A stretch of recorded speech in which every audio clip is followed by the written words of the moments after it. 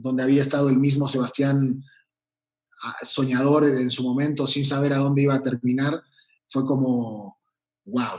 No sé si era tanto la escena en sí, porque no es que haya sido algo complejo, pero la situación fue un orgasmo. Háblanos sobre el dragón, tu personaje, quién es, cómo se llama.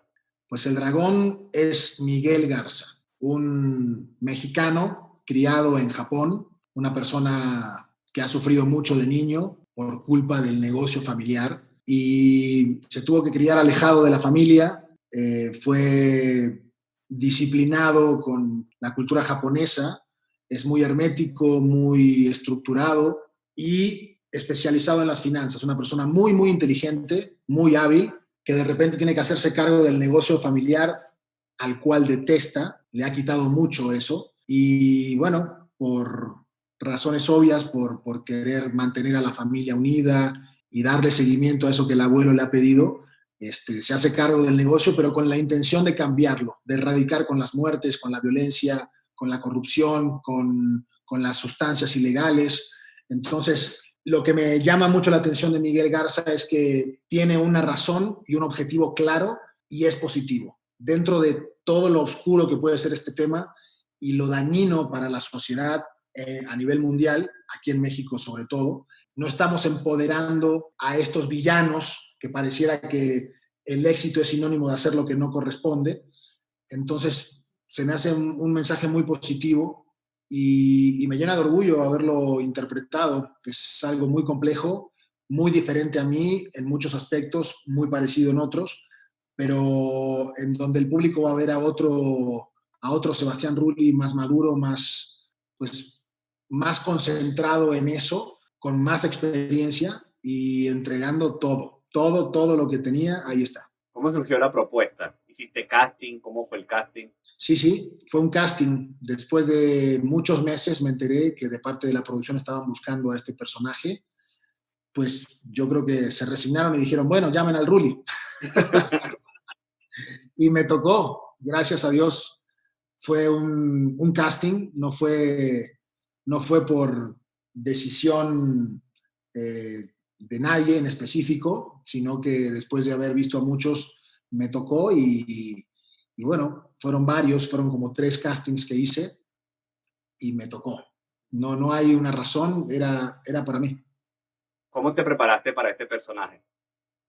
Fue muy complicado, fueron 3 meses de preproducción en mi personaje, estudiando el arte marcial Aikido, casi a diario, 2 horas diarias, tomando clases intensivas particulares y haciendo trabajos de mesa, leyendo mucho la historia. Es la primera vez que me pasa que te entregan toda una historia completa y la empiezas a grabar de principio a fin, toda mezclada. El hecho de tenerla completa te da la oportunidad a la producción de grabar el capítulo bajo y el capítulo alto dependiendo de la locación. Entonces fue muy difícil llevar la continuidad emocional en tantas diversas opciones y tiempos de la historia. Y, y bueno, pues entregado al 100%. La verdad que después de que empecé a grabar, no paré durante 8 meses, 6 días a la semana, más de 12 horas diarias. ¿Qué fue fácil y qué fue difícil este personaje? Fácil es hacer lo que te gusta. Digamos que es el sueño de todos, no trabajar, sino hacer lo que te gusta. Y eso te da la fuerza del día a día, levantarte con la emoción que eso conlleva. Lo difícil era, como te digo, estudiar en tu casa, en el poquito tiempo que tenías, descansar, poder hacer ejercicio, estar con tu hijo, con tu mujer, dividir los tiempos en tan poco tiempo libre y a nivel laboral darle ese plus que este personaje demandaba, que era transmitir con esa imagen tan fría, tan cerrado, que era Miguel Garza, porque difícilmente mostraba lo que sentía y no se enamoraba, supuestamente, hasta que todo cambia. ¿Alguna escena favorita?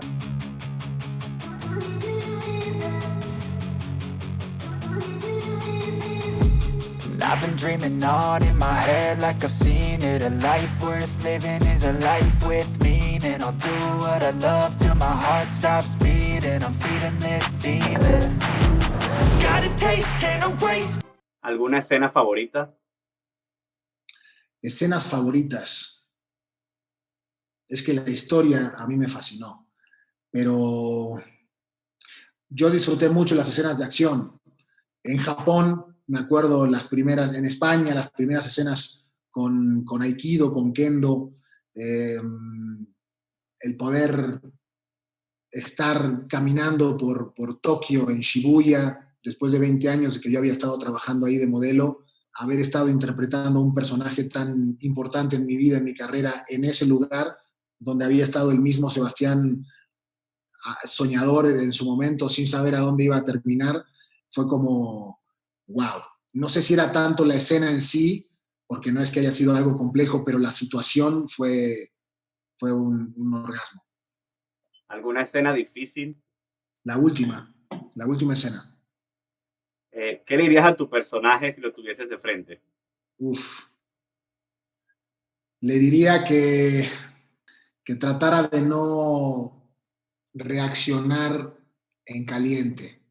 Él siempre se caracterizó por ser un ser pensante y hubo muchos momentos en donde le ganó la emoción, la ambición, el poder y quizá hubiera podido cambiar destinos. ¿Alguna anécdota grabando el dragón? Muchísimas.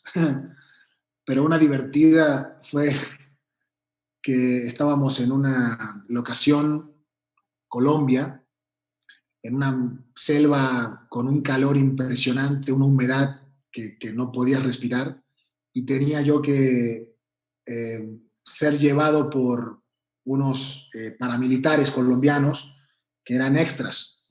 Entonces no eran personajes que ya habíamos trabajado juntos, tenían que hacer una acción. Me daban un piquete de un sedante y yo caía desmayado y entonces me transportaban de un lugar a otro. Y en ese transporte, en ese momento, pues había unos que pues, no estaban preparados, dijeron, sí, yo puedo, y me arrastraron, pero no, me hicieron la espalda pedazos, de verdad, no tenía la fuerza suficiente para jalarme, y de repente yo sentía, yo tenía que hacerme el muerto, estaba en peso muerto, y no, terminé con toda la espalda, con rasguños, fue muy chistoso porque sí, evidentemente era de imaginarse y todo mundo por creer en lo que dice la gente, sí yo puedo, no fue real. Hablando un poco sobre ti, ¿cómo surgió ser actor? ¿Fue una casualidad o algo que decidiste? Yo siempre digo que la actuación me encontró a mí. Yo estaba en la escuela y de repente tuve la posibilidad de tomar una clase extracurricular que era teatro y la acepté porque me llamó la atención. No tenía yo en la familia nadie ejemplar en ese sentido, no, nadie se dedicaba a eso. Y entré a eso diferente y de repente pues me encantó. Fue como un cable a tierra, una manera de conocerme un poco más, de expresarme. Y lo empecé a tomar como un hobby. Era algo que me daba gusto y que no compartía con nadie, era mío. Y luego cuando tuve la posibilidad de irme a trabajar a Europa, me dieron chance de estudiar en una escuela en los tiempos muertos donde no tenía yo casting o que trabajar. Y me fui preparando, pero por el solo hecho de que me gustaba. Nunca me propuse ser actor. De hecho, para mí era algo como ir al gimnasio, ¿no? Y así fue llevándome la vida a prepararme sin ninguna necesidad ni intención de tener ese objetivo. Y cuando me surgió un casting, porque tenía casting yo todos los días como modelo, me surgió un casting de actuación y en una producción en Argentina quedé. Y a partir de ahí di vuelta a todo, dejé el modelaje por un tiempo y me tomé más en serio esto. Cuando empecé a trabajar me di cuenta que no era el estudiar, era muy diferente y me fui soltando y me preparé más y más y más y de repente pues aquí está, no paré, me tomé esto muy en serio y es mi vida. ¿Cuál crees tú que es el mayor desafío de tu profesión? El mayor desafío es tener constancia, el mayor desafío es no creérsela, no conformarse y siempre estar mirando para adelante. No te puedes quedar en lo que ya pasó. eso ya pasó. Entonces, pues el desafío es siempre que sigue, que sigue, que sigue. Y si no ves algo que sigue, tú qué quieres y entonces ponértelo enfrente.